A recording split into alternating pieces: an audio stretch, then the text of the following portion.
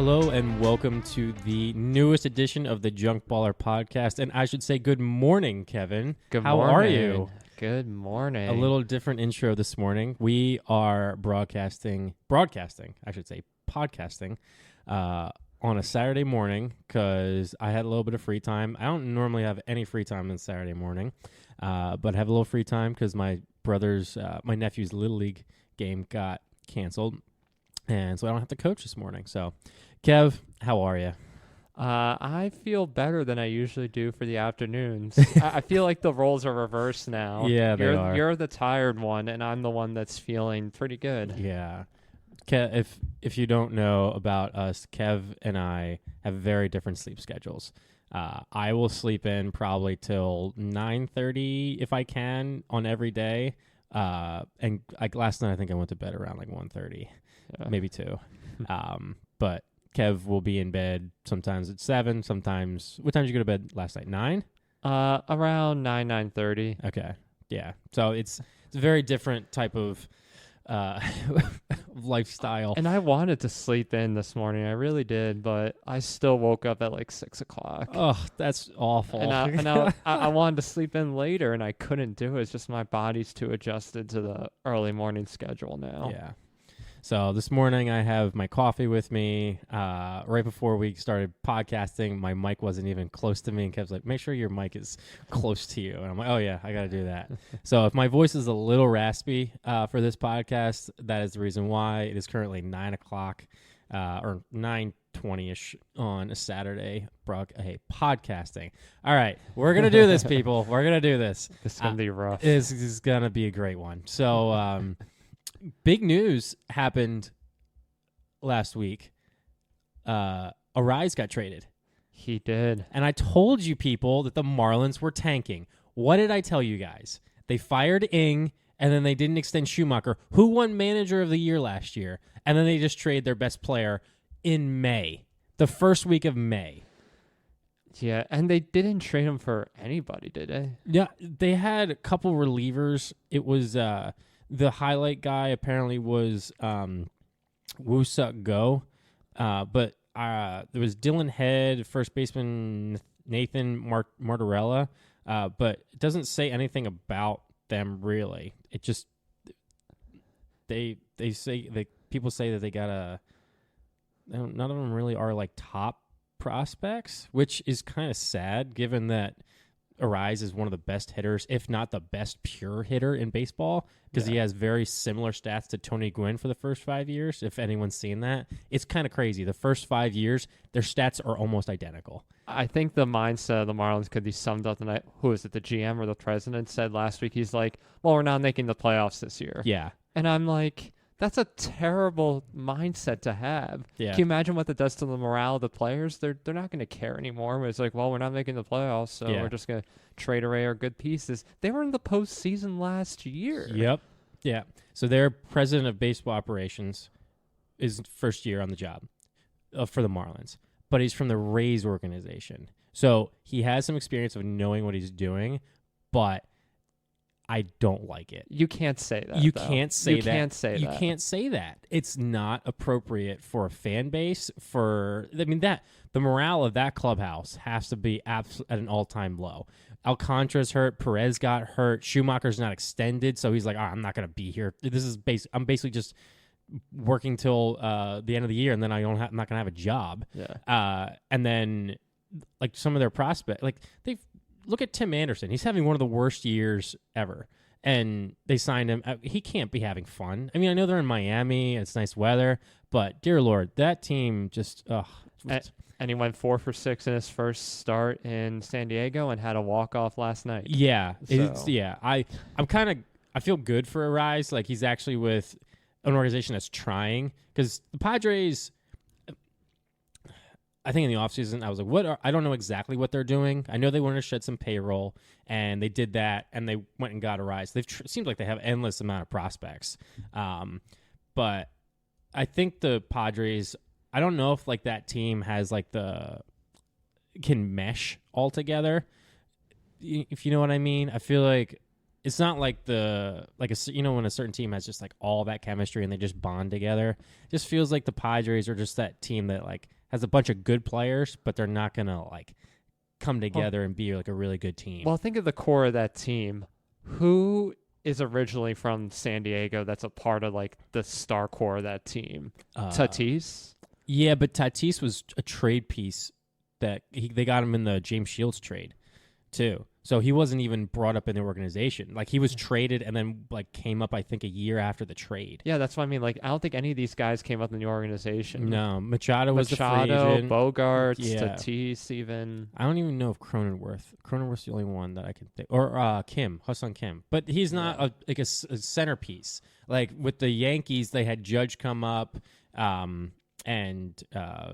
Sanchez, Gleyber, the Baby Bombers. Yeah, you still have some of that core there, and then they added pieces. It's kind of like the Phillies where they had Reese and Nola, and they kind of like the big pieces, and then they brought in other guys. Yeah. So it'll be interesting to see how. I like the trade for the Padres. I mean, they're going for it. I didn't know exactly what they were doing in the offseason, but I just don't think they're going to be able to actually pull it off. I think they're a good team. I don't think they're going to be able to do it, but it's a good trade. I think they'll do enough this year to like cause the Dodgers a bit of trouble, like kind of give them a run for their money. But agreed. I don't know if it'll be enough to actually overtake them. Yeah, I agreed. So that was the Rise trade. That was a big surprise when I saw that on my my Instagram and Twitter feed. I was like, oh, okay. Yeah. But then there was this happened a couple of days ago, the Wilson Contreras injury, which was just completely dumbfounded by how it happened. Yeah. You saw the video, right? Yeah. So if you haven't seen the video, the Wilson Contreras injury, the Cardinals told him to move up in as a catcher so that way you can frame pitches better for called strikes, because that's what they're doing. That's why catchers don't sit. That's why they have the one knee down, so it's that way they can frame pitches better. Well, Contreras was literally almost a foot forward, and on the swing of JD Martinez, it broke his forearm, I believe. His forearm? Yeah. His forearm. Yeah. And he's out 6 to 8 weeks. When you look at the side-by-side camera, it is... I don't even know how he was going through his mind. His depth perception must have been off for just that swing. There's no way he thought that was a good idea to be up that far. Like, there's just no absolute way. I'm not going to blame the Cardinals. I'm probably going to blame him because there's no way that he can be actually that close and think that's a good idea. Like, he's an adult. He's a baseball player. He's a smart player, all-star, big contract. He has to realize that, coach, I can't move up that far. I'm going to get hit. And I know catchers' interferences are up the last 2 years drastically, and I think last year was the record, and I think we're on pace to beat the record again this year. Because of the framing philosophy. Yeah. I feel bad for him. It was an ugly injury, but he did it to himself, too. Yeah. So I don't know how bad I can feel for him. Yeah. It sucks. He had surgery yesterday or the other day, and he's going to be out for a while. Yeah. Who's the backup in St. Louis? I do not know. That seems... the Cardinals have not been the same since Yadi left. No. And I was wrong about them. I picked them to win the World Series last year, and I thought that they would win the division this year. It's not looking like that, people. I have a question for you. They're in the basement right now. Yeah, I have a question for you. Do you think that they'll be sellers? I mean, they did add a lot during the offseason with just veterans, but do you think that they could be sellers? Like, I've never seen St. Louis as a team that sells. No, neither have I. But this is kind of a low for the Cardinals. You don't see them 2 years in a row at the bottom of the division. No. Like, I don't know. I don't think they would trade Arenado, but Arenado would be the one player that I think they would trade. Goldschmidt doesn't have any value right now because he's slumping so hard. I saw a stat yesterday. 3 of their players, I think it was Gorman and Goldschmidt and one other, they're 0 for 48 in their last 48 at-bats. That's just ridiculous. That's absolutely absurd. It'll be interesting to see what happens with the Cardinals after that injury. They might just have to blow it up. I don't know. Can you imagine that fan base having to blow it up? Because they have a lot of young players. Like, other than Arenado's still got a lot of money on that deal. Goldschmidt just signed an extension, but Goldschmidt doesn't have a ton of value right now. and then Contreras is hurt.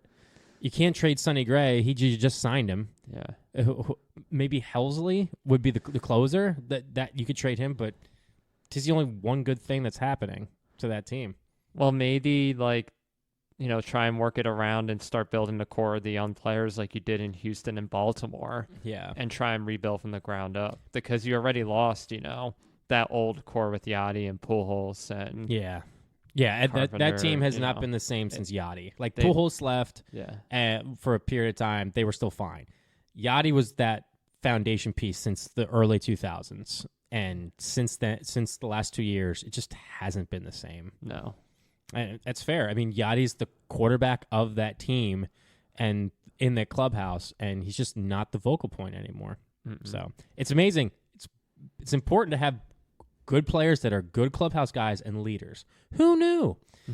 So it'll be interesting to see what happens with the Cardinals after that Wilson Contreras injury. But speaking on the opposite end of teams that are actually having a good start, look at our Phils and Yankees. Indeed. The Yankees are in first place? They're a game behind Baltimore right now. Game behind, okay. Well, I tell you, we better get those tickets pretty quick for the Baltimore series because those are going to be a hot ticket. I was actually looking at some statistician released the difference between last year and this year in attendance, and I think it has to be skewed just because of the weather earlier this year was just awful. But the Orioles are barely having a half-fill stadium, which really surprises me, given that they're doing very well. But I know we have to get the tickets. I'm totally down whenever we want to do that. But it just surprised me that the Orioles are doing not filling up the stadium, given that they're pretty much the big off-season type team that everyone was excited for. Yeah. But yeah, the Yankees are doing well. Yep, they are doing well. Apart from a few hiccups here and there, especially against Baltimore. Baltimore's going to be a tough beat in the division. You just have to get to Craig Kimbrell in the bullpen. Yeah. Dude's ridiculously bad right now. Well, I mean, even their starting pitching shut them down. But other than that, I can't really complain too much. Soto has been a huge trade. You have to sign him. They have to sign this guy. I don't see why they can't just give him a blank check at this point. He's a perfect fit for that stadium. Yeah. Perfect fit. I kind of don't want to see him in any... as a baseball fan, I do not want to see him in another jersey. I think he belongs in pinstripes. I agree. Yeah. It's his theater. Judge got off to a slow start, but now he's getting back into it. He's back up with 9 home runs. Volpe got off to a super hot start. He's slowed down a bit, but he's still doing well. Torres is still kind of middle of the pack. Trevino has picked it up. He had some nice plays last night at backing up that catcher. It's good to see him back after being hurt last year because he was on the All-Star team in 2022. Mm-hmm. So I really like having him back there. And the pitching's been great too. Yeah, look at that. Garrett Cole's been out, and your pitching's been pretty good. Yeah, Clark Schmidt had a great start last night against Tampa. He went 6 innings for once. Yeah. It was the first time all year he's gone more than 6 innings. I saw a stat this morning or yesterday. The Yankees have the best bullpen ERA in high leverage situations with 1.54. Yeah, Clay Holmes. Yeah. Clay Holmes he hasn't given up the run, I don't think, this year. Yeah. And he hasn't blown a save. He makes things interesting. I mean, he still gets the job done, but that's baseball. It's never super easy with Clay Holmes, I should say. But I think we said this at the beginning of the year. As long as they stay afloat until hopefully Cole gets back, I think they'll be okay. Yeah. And so far, they're exceeding that for me. Yeah. Is there an update on Cole? I mean, he was throwing. Mm-hmm. I don't think he's been scheduled for any rehab starts or anything. But I think the idea is to get him back sometime in the summer. Okay. But even Nestor, I mean, he's 1 for 3, but he hasn't been pitching that bad either. Yeah. I think he's just been unfortunate to be on the wrong side of some starts that the Yankees had no offense in. Yeah. Rodon's come back so far this year. He's been pitching well. Stroman's been hit and miss. Yeah. He's had some good starts. He had a decent start against Houston the other night, even though they lost. Mm-hmm. How about them against Houston this year? Yes. they've taken 6 of 7 against Houston so far. Yeah. What the heck is going on with Houston? Oh my gosh. That's ridiculous. Yeah. But no, I'm anything else you got on the Yankees before I talk about my Phils? I think the one thing I'll just say as I transition into the Phils is that they've gone out to a hot start like the Yankees, and it's a bit surprising for me to see from the Phillies because the Yankees are the team that usually gets off to the hot start, and the Phils the last couple of years they were a little slow in the beginning, but then they pick it up in the second half. Yep. It seems to be the opposite so far with the Phillies this year. Yeah, there was a poll online by a radio station. I'm not going to give them credit because I don't like them right now. But they put out a poll saying, "Are you worried about the Phillies' hot start?" And I'm like, "What the heck? No. Why would I be worried? Like, are they peaking too soon?" I'm like, "No. We've had so many years. We've had last 3-4 years where we've gotten off to a boring start, horrible start, just like below 500, and we're like, is this team for real? Like, oh, we got to sell. Like, is Harper a fraud?" And now, as soon as we start doing well, we're like, oh, are we peaking too early? No, we're doing great. We have the best record in baseball. Wheeler, Suarez, Harper, Bohm are all tearing it up. It's been great. The only thing that I'm worried about is the bullpen. That's the only thing I'm worried about. Offense, I'm not worried about. Trey Turner's out for a little bit, but we'll be okay. Starting pitching's been ridiculous. I can't say anything bad about the starting rotation.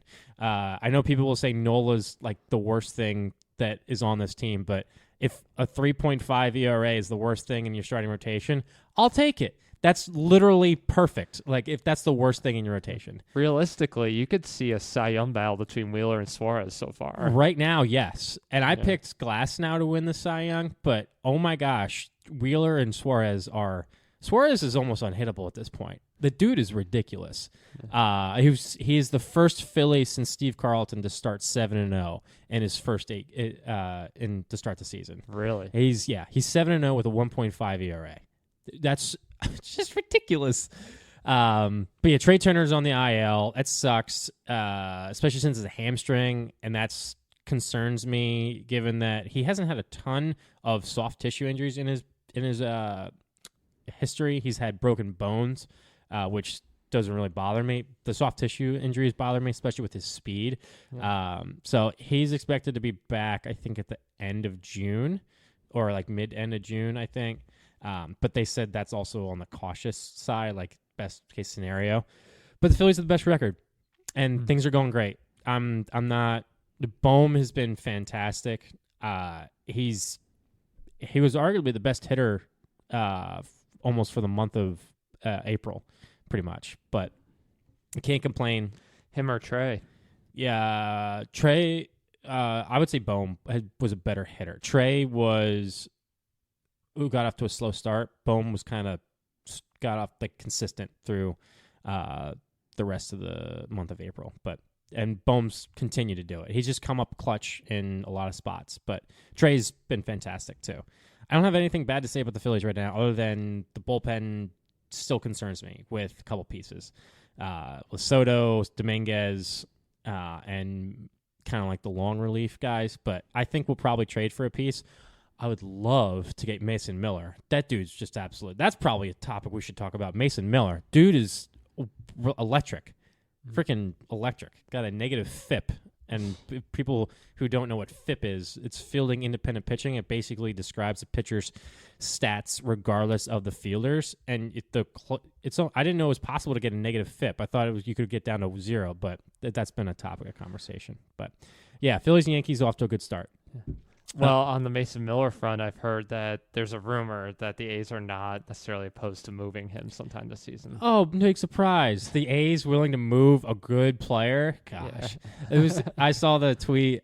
Hopefully people will see this, but it's kind of a connection to like Major League where the team wants to be go somewhere else. It's a bunch of really bad players, and then they have but they're overachieving, and they have a really, really dominant closer. It's exactly like Major League. But yeah, Mason Miller is going to be traded before the trade deadline easily. Heard the asking price is very steep. Should be because he's absolutely ridiculous, and I think he's like 22, 23, 24. He's very young. So It'd be interesting to see what happens. Should there. the Phillies go after him? I would go after him. Yes, easily. I would love Mason Miller. I'm trying to think of players. I said at the beginning of the year the bullpen was the only thing I was worried about because they said it is the best bullpen projections for WAR, and just I don't know. I'm just not worried about that. But moving on, there were some City Connect jerseys that were released. Yes, there were. Now, these were all better than the Phillies ones, in my opinion, and I hated to admit it because the Mets released theirs, the Rays released theirs, and the Tigers kind of almost were under the radar. They released theirs, but out of those three, which one are your favorites? That's a hard one. At first, I was thinking the Mets would be because I like the gray and the white. And the purple is not too outlandish. Purple is my favorite color. It's not. That's a SpongeBob quote. People. And if it wasn't necessarily for the mesh look of the Rays one, I like their scheme. But like the mesh on it, I don't know why they did it that way. I was speculating last night it was because of the Devil Rays, perhaps. Yeah, it looks kind of scaly. Yeah, I don't. Right? That's the only thing I don't like about the Rays jerseys. Everything else, I absolutely love. The hat is fantastic. Yeah, and the Tigers one reminds me a bit of the Phillies one without the yellow, if that makes sense. Okay. Like they kind of have that black and blue fade going on. Yeah. So I would say it's better than the Phillies one Agreed. because it doesn't have the yellow. Agreed. And the font is better. Yeah, I agree. The only thing I don't like about the Detroit one is the hat. It just says Detroit. And I'm like, that's terrible. You could have done so much better with that. Yeah. But I actually kind of like Detroit's a little bit. I don't know why. One of my friends, Evet, he follows us he mentioned that I should actually just read verbatim what he said. But I was telling, I remember I put out on the Instagram, I was like, what do you guys think of these jerseys? And I said that I actually kind of like the Tigers ones, but Evet said it looks like they got run over. Kind of ties into the league wiping the floor with them these past few years. And I was like, that's actually true. I didn't even think about the tire. Like I said, I kind of like the tire tracks, but you've given me a new perspective because they're okay. Like I kind of like the Motor City logo. I like the font there, and I kind of like the tires. But the tires are almost too close together. Yeah. Like, is it a tractor trailer type? Like, that's the only thing. It made me actually think because there's no, unless it's like a hot rod. But anyway, I think the Rays are probably the best out of the three that were released. But I like the jersey of the Tigers. Don't like the hat.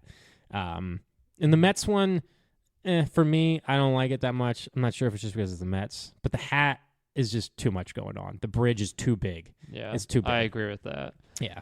And do you know what the story is behind some of these City Connects? I know they've been trying to like have like these crazy, like this represents hope and grittiness and inspiration. Well, the Motor City one's easy because that one. Well, yeah, that one's easy. Yeah, the Rays one, like it's kind of like a skater vibe because they have like a skateboard involved in it. And is Tampa a big skateboard city? I personally don't know. If anyone from Tampa, please let us know if you guys are a skater city. But I don't know. I honestly don't know. Yeah. I can't remember who. I think the Cardinals have a City Connect this year, and I think one other team has a City Connect review. I think there was 6 teams. Maybe the Guardians. But I'm not looking forward to them, honestly. They just all these jerseys. There's no jersey that you're like, wow, I want that jersey. No, none of them. There's no jersey that you're like, this is absolutely fantastic. And the Nationals are getting rid of the almost probably one of the best ones with the cherry blossoms. The cherry blossoms. Yeah. I like those. I didn't necessarily like the gray color, but the pink looked nice. Can you imagine how good they would look on a white jersey? Yeah, they would. That would look clean. Awesome. Be super clean. That would be one of the jerseys I might actually get easily. So between opening day and the All-Star break, it's going to be the Guardians, Tigers, Dodgers, Twins, Mets, Phillies, Cardinals, Rays, and Blue Jays. Okay, so we got the Guardians, Blue Jays, and Dodgers. Wait, the Dodgers? I thought they already had. They're having another one. What? Yeah, I was thinking the same thing. They just had one. God, freaking MLB. Freaking, they love the Dodgers. I don't know. All right, anyway. And our last talking point before we get into the fun fact is Imanaga is just absolutely tearing it up for the Cubs. The 30-year-old rookie. The 30-year-old rookie who is nicknamed, who has a fantastic nickname, the throwing philosopher.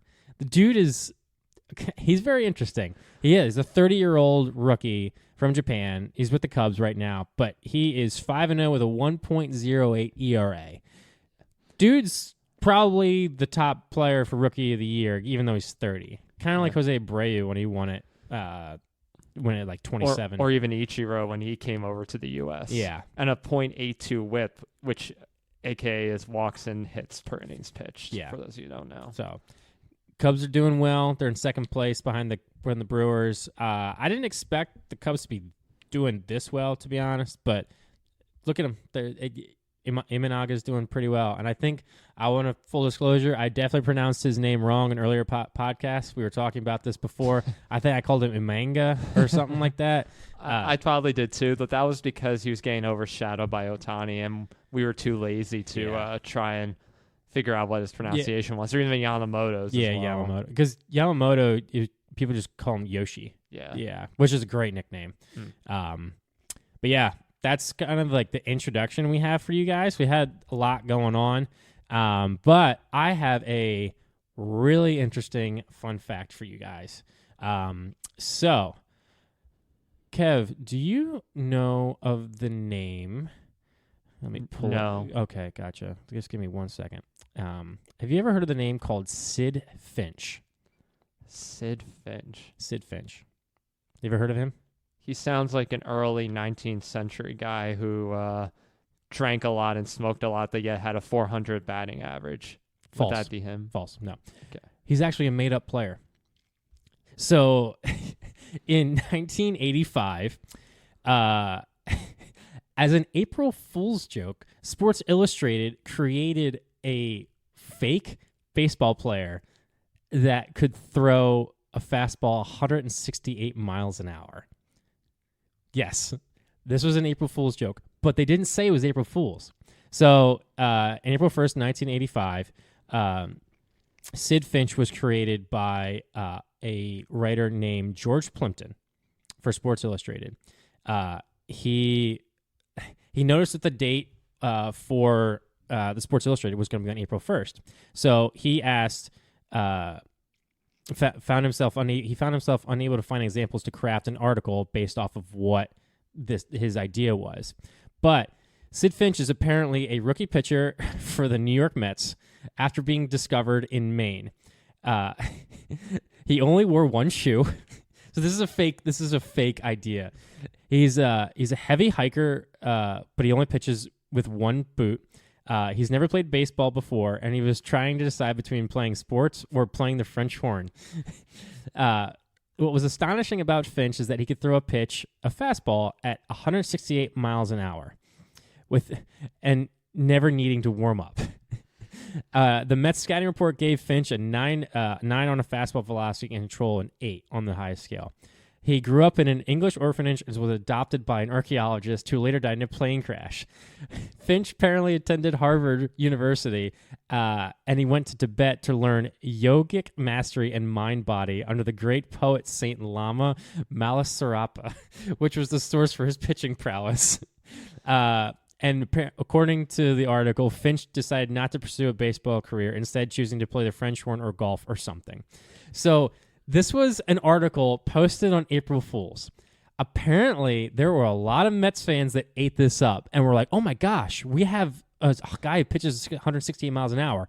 The funniest part about this is that there was someone on New York radio that claims that they saw him pitch in person. And I'm like, are you serious? Like, these guys, it's a fake article, and the guy is claiming on New York radio, yeah, I saw him pitch down in. Like, that just shows you how bad sometimes people on radio are about. They're like, oh, yeah, no, I saw this. Like, they're going to make it up. So it actually became like a cult following for the writer. He actually wrote a novel about it. But then they later had to announce that it was a hoax, because I think a couple days later, they'd announced that it was a hoax. It was April Fool's.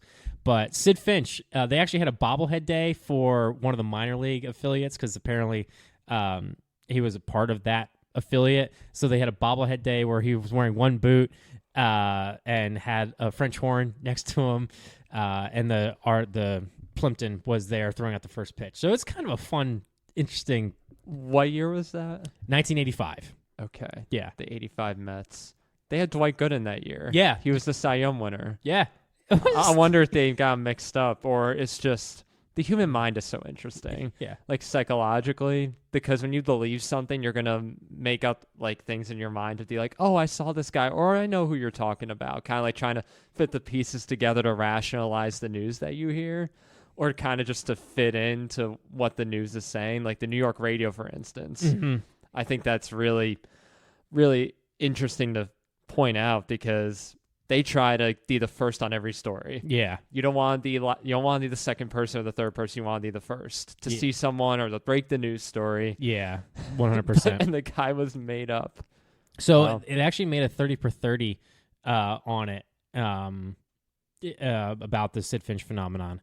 And then they had the bobblehead, the Brooklyn Cyclones. They had a bobblehead day. That's what it was.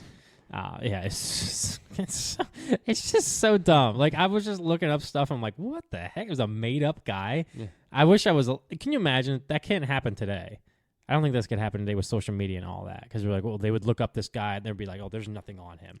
But people would still eat it up. Yeah, they read an article and. Well, maybe with AI you could make it look real. Oh, true. That's actually a good point. AI, it's a whole other. All right, people. That's our fun fact for today. But our junk ball section, I don't know if they have the fade out like I did. Junk ball, section.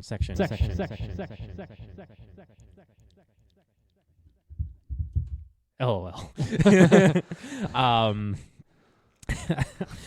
We have something a little different for you guys. We're going to do something more current topic today. We're doing the fakers and takers of the season so far. So we are going to do teams that are faking it, who are overachieving and we don't think are going to make it, and the takers, who we believe are actually, this is who they are. This is going to be it. Kev's going to do the American League. I'm going to do the National League. We got a couple teams for you, and kind of we want to hear from you too. We want to know, all right, do you agree with us? But I know I have two teams. Do you want to go first? You go first. All right, I'll go first. So the first team that I have for you guys is the Washington Nationals. They are currently 19-18. Did anyone see that happening? Given that they still have a 0% chance to make the playoffs according to Fangraphs and percentages.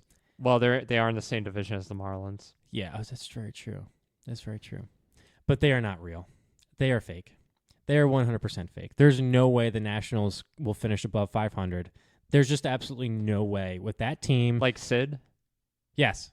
Not real. Yeah. Yeah. Well, there we go. That's a perfect fun fact. I didn't even think about that. A fake person, and we're talking about fakers and takers. I didn't even. It's an early morning, people, and it's about 10 o'clock here. Oh man. So the Nationals are 19-18. I just don't see how their team, who only C.J. Abrams is the only player that I can name from that team that's actually doing well, but they just don't have enough for them to compete with the Phillies and Braves in that division. I think the Mets will be a little bit better once they get back some people from injury, but the Nationals just don't have enough firepower to continue what they're doing. Like they've gotten off to around 500. They might be that team where they'll probably be, I don't know, 75 to 80-ish wins, but I don't see them finishing above 500. They're fake. They're absolutely fake. C.J. Abrams is having a good year. He might be probably their only representative from the All-Star team, but Joey Gallo is probably going to be traded. I'm trying to think of other players on that team, but what do you think? Do you agree with that? Yeah. I think they're overachieving right now. Yeah. I know it's not a super overachieve because they're 19-18. Yeah. Being a game above 500. I still think that's actually overachieving for them. Yeah, but even there, I still think they are, and I think they're going to get to a point. Give it a little bit more time. as we get deeper into May and June, I think they'll start to fall off. Yeah.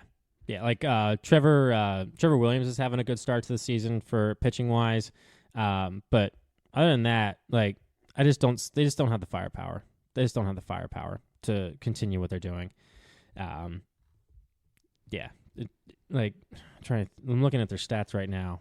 CJ Abrams is literally the only guy that I can be like, wow, he's actually a good player. But nah. I mean, Luis Garcia Jr., I think he's hurt. No.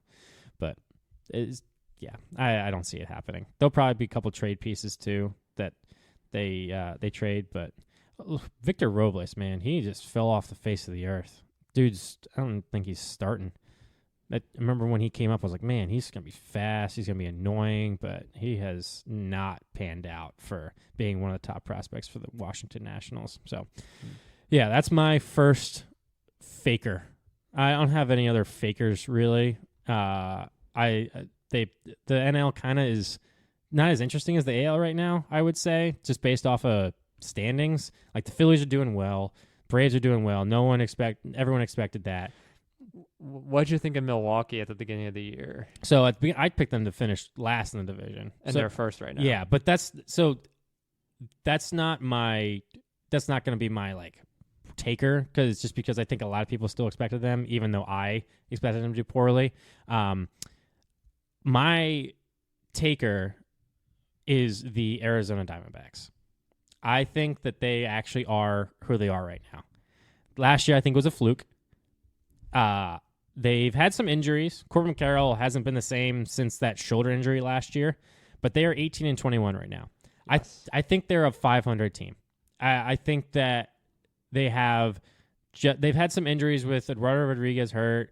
Montgomery came in late, and he hasn't been exactly stellar so far. Gallen and Kelly have both been on the IL, I believe, a little bit. But they just don't have... I just think they were not a one-hit wonder. I just think it's going to be a down year for them, given that the Padres are just reloaded with Arise. The Dodgers are the Dodgers, and it seems like the Cubs and Brewers are just a better team than those two teams right now in the NL. Yeah. So that Diamondbacks probably finish around 500. I think that's who they are. Yeah. That's who they are. I don't think that they're going to be any better or any worse with what they are. Well, let's think about what they did last year. Yeah. They were 84-78. Their team batting average was 250. Their team ERA was 4.48. Yeah. And I hate to bring this up, they shouldn't have gone to the World Series last year. No, they shouldn't have. The Phillies blew it. The Phillies blew it more than the Diamondbacks won it. Correct. Nola did not have a good Game 6, and the offense didn't show up in either Game 6 or Game 7. No, bullpen gets blamed more. Because Kimbrel, he gets the most blame just because that one pitch changed kind of like the momentum for the series because we had that lead. We just needed to get out of the inning, and then we would have had a 3-1 lead. But, and then when they finally played the Rangers, they didn't really have much of a shot. No. I mean, they lost Game 1. I know that was an extra innings, but that really set the tone for the rest of the series. Yeah. And it was just not an exciting series. No, I won't get into that. We already talked about that. I agree with your sentiment. Yeah. They are a meh team to me. Yeah, they're meh. I don't feel strongly against them or strongly for them. They're kind of just there. Yeah. And they have a couple of people that I like watching, like Corbin Carroll, but he's having a down year. He's not doing well so far. No. So his average, they showed some of his stats since that shoulder injury he had last year.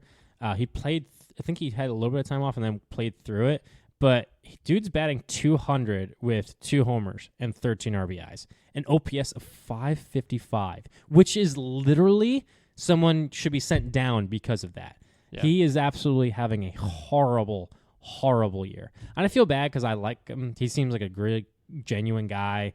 But he's supposed to be kind of like that centerpiece for that team to kind of, even though carrying the workload given that. But Marte's having a decent year.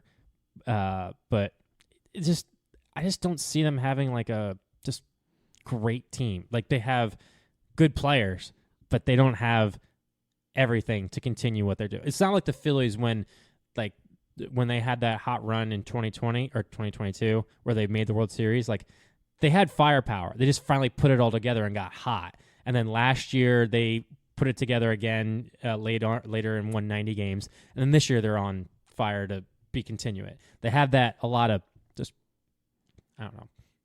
They also seem to have good chemistry, but they have those players that just are there and are it players. Whereas the Diamondbacks kind of just, I don't know, they just don't have a lot of foundation pieces, in my opinion, to continue doing what is one-hit wonder type thing.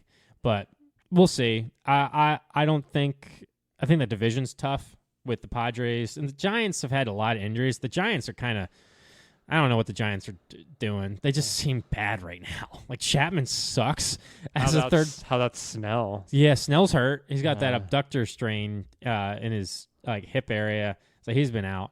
But those are the only two things I have for you: the fakers and the takers. The Nationals are definitely faking it. There's no way that they can finish above 500 in that division. I think the Phillies have played the Nationals once. I don't think that the Nationals can continue being 500. They'll probably be a little bit below, like I said, 75-ish wins probably, but they can't continue what they're doing. And then the Diamondbacks, they are who they are. They're not going to be any better. They're not going to be any worse. They're just like a meh team, kind of like we had that podcast season of meh last year. But yeah, I don't have anything else for you in terms of fakers and takers. I would love for people to let me know, or like, oh, the Giants, they should be better. Just with all the they're faking it, they'll be better. But I'm like, are they really? Like, you have Jorge Soler is like your 4-hitter, and Michael Conforto, like those aren't players you're like, yeah, they're gonna be playoff caliber players. No, like they got Lee from Japan to lead off. He's been having a decent year. I just don't see them being They're just I don't see that. But I agree. Yeah. Like Phillies, Braves, off to a great start. In that they're definitely gonna run away with the NL East. Brewers and Cubs off to a hot start. I think those two teams are gonna be there. The Reds kind of probably be in the mix for that in their wild card spot, but because they've gotten off, they're a couple games below 500. The Pirates actually are a little bit surprising to me. I thought they got off to a pretty good start, but they're 17-22. They just brought up Paul. That's what we should talk about. Today's the debut of Paul Skeens. Is it? Yeah. Oh, yeah. I didn't know that. Yeah. I don't know who he's pitching against, but people were talking about, oh, is this the biggest debut since Strasburg? And I probably would say Strasburg was that's a stretch. Yeah, I would say Strasburg was talked about a lot. Yeah. I think also just in terms of social media, like it isn't like Paul Skeens doesn't. I think the hype gets stretched out a little bit more, but the Strasburg one was more like hype. It definitely was hype. Yeah. It was him and Harper. Yeah, they were both coming up for Washington. I still remember being in high school and getting that Sports Illustrated cover with Bryce Harper on it. Yeah, before anybody knew who he was, and that was like his first real breakthrough. Same thing with Strasburg. They were talking about a lot in like 2009, 2010. Yeah. Yeah, but I'm not gonna talk about the Marlins or the Rockies being, they're who they are. Like I told everyone that the Marlins were gonna tank. I told that no one expected the Rockies to be any good. Like yeah, of course they're real. Like that's who they are. The Rockies suck. They exist. Yeah, and the Marlins suck. Like I'm not gonna say it. Like, but I had to pick teams that actually like. All right, the Nationals, they're above 500. Did anyone expect the Nationals to be above 500 the second week of May? No. So they're faking it. And then with the Diamondbacks, I think probably people expect the Diamondbacks to be second in that division and give the Dodgers maybe a little bit of run for their money. But this is kind of who they are. This is like they're just a 500 team. Last year they were 500, like a little bit above 500. It's just who they are. I don't have anything else more to say. Those are the fakers and takers for the National League people. Yeah. So for the American League for me, I just want to start off with an honorable mention for a player. And I hope he gets another shot back in the majors because I feel like they rushed him. Jackson Holiday was a total faker as a player, at least in his initial start. Oh, we should do fakers for players? No, I'm just doing it as an honorable mention just in passing because it was something I thought about because in his 10 games, he had a .059 batting average, struck out 18 times in his 34 at-bats. gosh. I don't know if you could have a worse debut as a rookie Yeah. than that. He's actually, I remember his first week back, he was struggling in AAA when he came back. So Yeah. it definitely affected him a little They bit. brought him up too quick. Yeah. I don't know why the team was doing well. Like His dad. I knew, I don't know. I know they have that, but did they really need to? They were doing well. I feel like They didn't have to. They do didn't that. have to do it. They should have let him continue his torrid streak, whatever, just hot streak in AAA, and then bring him up maybe when there's an injury or something like that. But I just didn't see. The Royals were doing fine, and then they're like, I was like, where are they going to put him? I know they put him at second base, but that team was doing great. They're in first place. Like I just didn't see. That was the one mistake the Orioles have made in the last 2-3 years. Yeah. So far. Yes. But with that player honorable mention, I'll go for the low-hanging fruit for the Faker. And I hate to keep taking on this team, but Oakland is a Faker for sure. When we first brought up the Faker aspect, they were the first team I thought of. And yes, I know so far this year they're 18-22, not a great start to the season. They're only 4 games below 500 though. Sorry, I want to interrupt for a second. So they've won 17 games a couple days ago. They didn't win 17 games until I think game 80 or 87 last year, which is they were like 17-60 or something like that. But they're now 17-22. 18-22.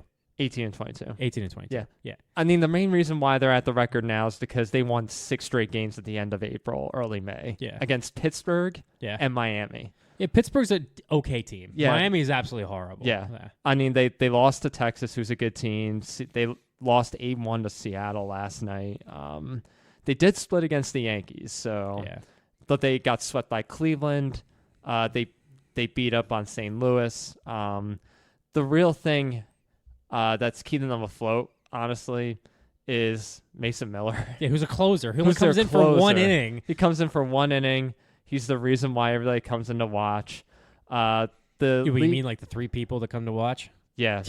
I mean, they have one guy who I'd say is doing all right, Abraham Toro, the second baseman. He has a 289 batting average. Woo. I mean, you have Brent Rooker. Yeah. I mean, Brent Rooker's doing fine, but what's the guy they sent down?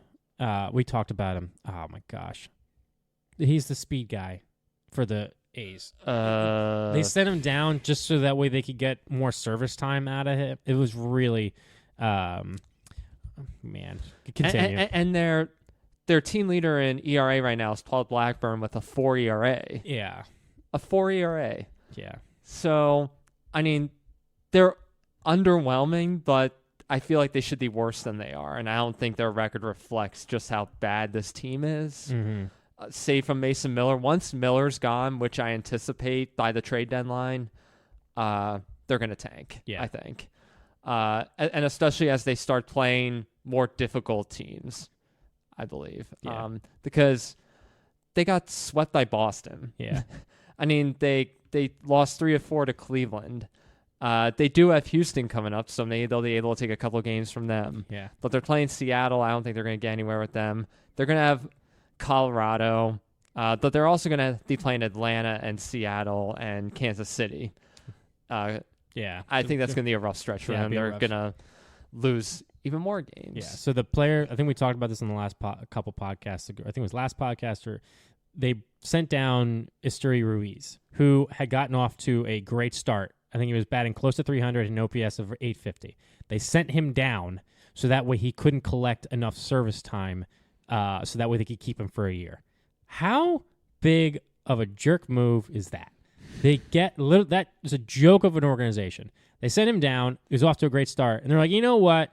We're gonna send him down. And then they benched Brett Rooker because there was that like conspiracy theory that because they were all wearing like sell the team bracelets that were like a fan page and everything. So it's interesting to see what they do, but just a joke organization. Indeed. Yeah, I know it wasn't necessarily like the team that is doing better, but I just couldn't pick any others that when I was looking at the standings today. No, I would have picked them. Yeah. But I'll move to a division which so far is performing pretty well, and that's the AL Central. In my MLB preview, I picked them as the worst division in baseball, I think. I believe you did. And like a lot of my predictions were very mediocre at best, even for the Twins, who I predicted to win the division this year. The bottom two teams I picked were the White Sox and the Royals, I think. Well, you got one of them right, because one of them was just literally almost the worst team ever. Yeah. One of them is, they were on pace, I think, to be one of the worst teams ever. They might still be, but for a while, they were setting new heights for ineptitude or new lows for ineptitude. The other team has pleasantly surprised me, and I think I gave them a little more grace because of the newer guys they were bringing in, and that's Kansas City. Mm-hmm. And I think they could be for real. Yeah. I think they could be for real this year. You had the ageless wonder, Salvador Perez. Oh, love Salvi. I mean, he just keeps producing. Yeah. He's been with this team for over a decade. Yeah. He was with the team when they won the World Series back in 2015. 2015. Yeah, so that was 9 years ago. 9 years ago. He was the MVP of that World Series, and so far he's the MVP of this team, hitting .321, 8 home runs, 32 RBIs. Jeez. Yeah. And someone who's performing almost as well as Bobby Witt Jr. Yep. With his .310 average and his 48 hits and 20 RBIs. You have, otherwise, you have Adam Frazier, who's not, I guess, doing so great. Vinny Pasquantino. Yeah, they call him Sasquatch. Sasquatch. Yeah. Why? Or Squatch, because Pasquantino or whatever, how you pronounce it. I just know his nickname is Squatch or something like that. They had a theme where Bigfoot for a night, I believe, or something. It was Bigfoot for a night. Yeah, for to celebrate. I don't know. I remember him talking on an interview with what's his name? I can't remember his freaking name. Yeah. He's part. Yeah. But another reason why Kansas City's been doing as well is the start that Seth Lugo's been having. Mm-hmm. Where did that come from? He came from free agency, I believe. Well, yes, but still, I mean, being 5-1 with an under 2 ERA was not what I was expecting. It's a good ballpark to pitch in. It's a good ballpark to pitch in. It is. Yeah. Brady Singer's doing well with a 2.36. Cole Reagans. Yeah. He's striking out a bunch of people. Yeah, I like Cole. And even James MacArthur has 8 saves on the year. Not John MacArthur? No, two totally different people. Well, not totally. I don't know what he believes. I don't know what he believes or not. But, no, I don't think John MacArthur is a closer. Oh my goodness. Theology jokes. Theology jokes, people. I think they're doing just the right things right now. And they're taking advantage of the games that they should be winning. So the Twins were hot for a little bit. Let's see if they can continue doing. They're probably one of the better teams, but the Guardians are. I feel like they're that. It's like that team a couple years ago where they just seem to put it all together. Just scrappy. Doesn't really have a ton of firepower, but it's pretty tight at the top right now. Yeah, they're only separated by a half game. Yeah, those 3 teams. Yeah, J-Ram is probably the best player. J-Ram is probably the best player out of everyone in those 3 teams. Yeah. You would say, but now the Royals, they're overachieving, but I think that they're real. I think they'll probably be that 3rd wild card team. I think so. Yeah, I think the Twins and the Guardians will outpace them eventually. Yeah. But I think they are who they are. Yeah. They're not fakers in that way. Yeah. I don't think it's going to be that close of a race in the end. If it is, that'd be that'd be like the AL West last year. Yeah. Yeah. Speaking of, do you have any more? Any more fakers or takers? Well, I like how Houston's 10 games below 500 right now. Yeah, that's what we should be talking about, people. Yeah. The Houston Astros are on pace for one of their worst seasons ever, which is when they started their rebuild. They are 14-24. 14-24, 368 win percentage. They sent down Jose Abreu, and their pitching has just been absolutely horrible. That hasn't been a great signing for them so far. No. Jose Abreu.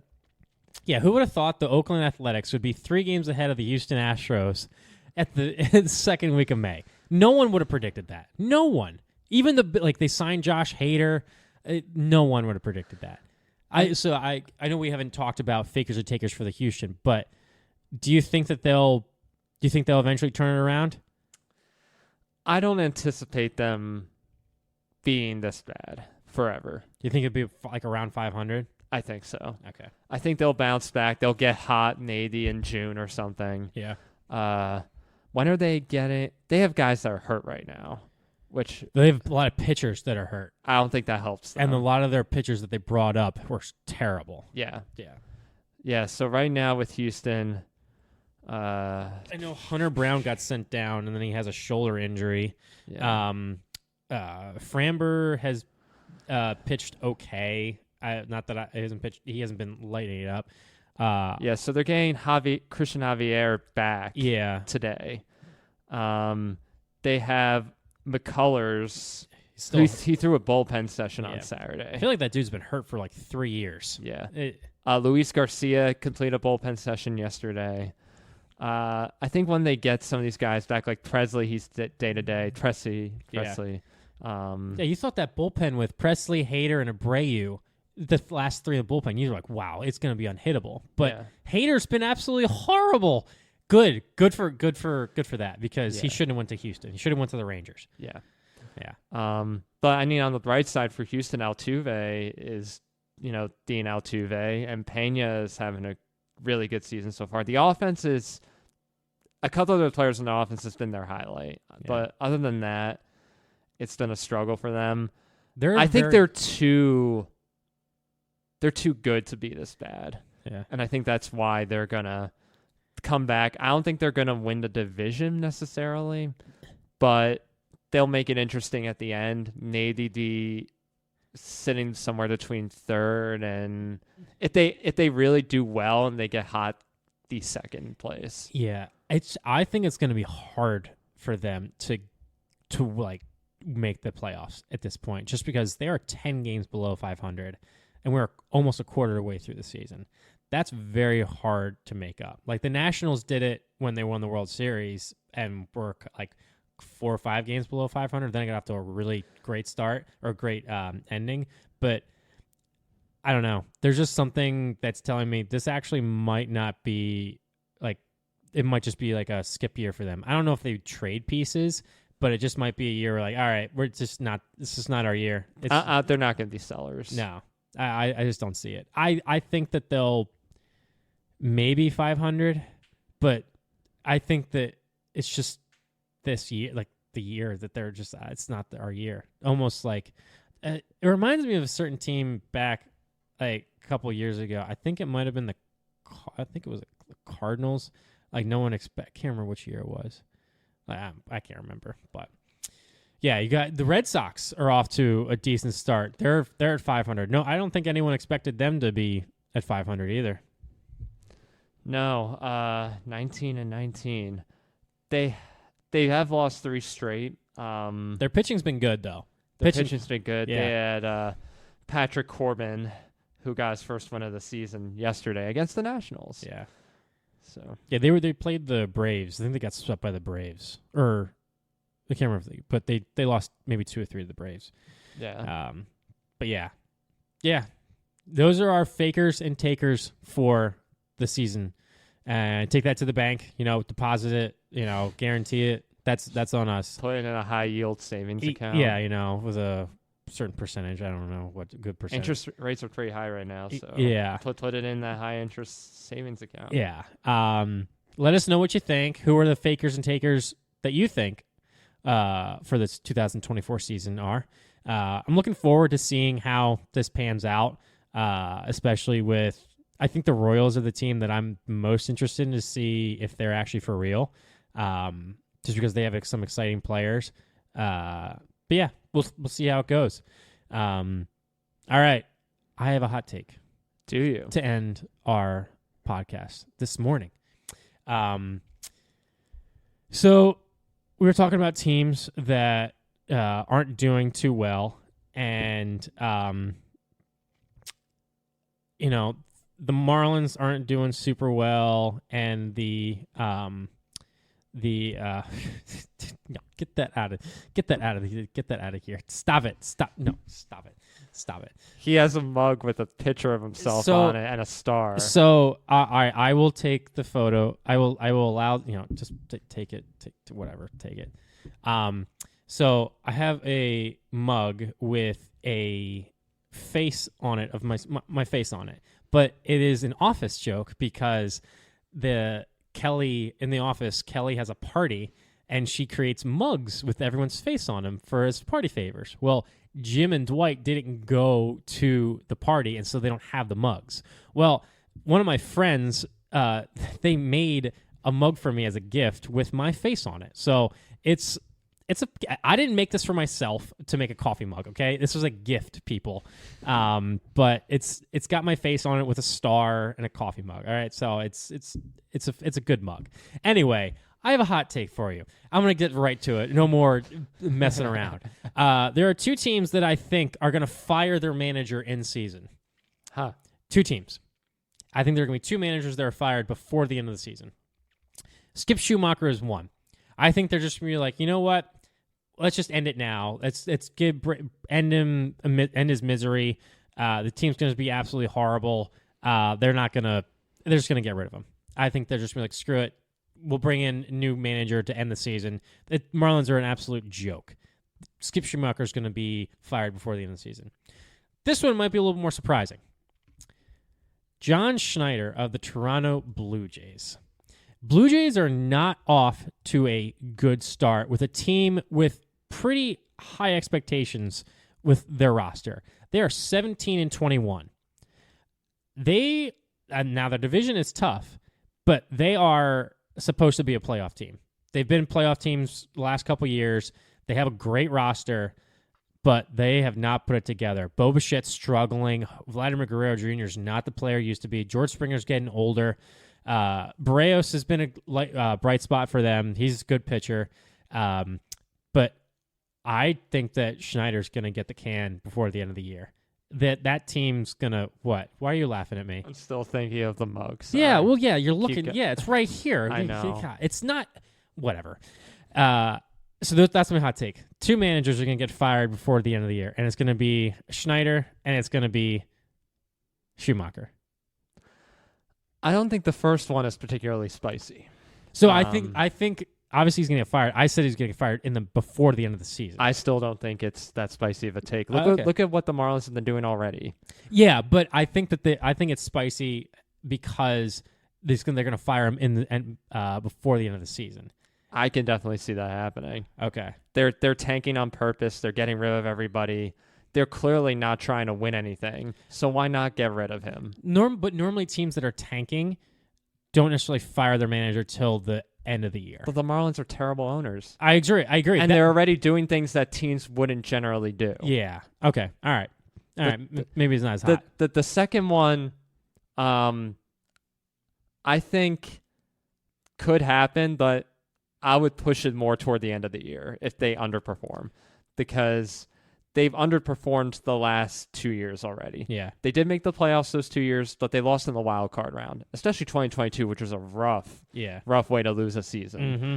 They have too much star power to be losing this much. Correct. I don't know about mid-season unless they're just really, really bad.